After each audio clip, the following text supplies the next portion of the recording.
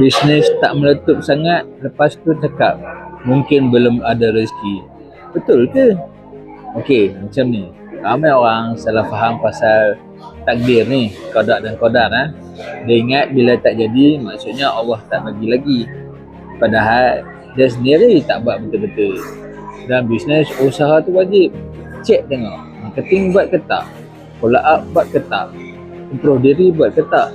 Kalau semua tu pun ke laut, jangan cepat sangat salahkan takdir. Qada dan qadar ni simple je. Kita jaga usaha, Allah tentukan hasil.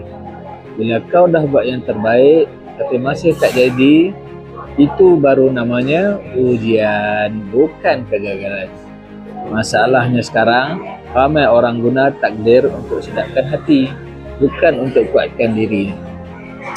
So, nak bisnes jalan, jangan ubah takdir dulu, ubah cara kau usaha.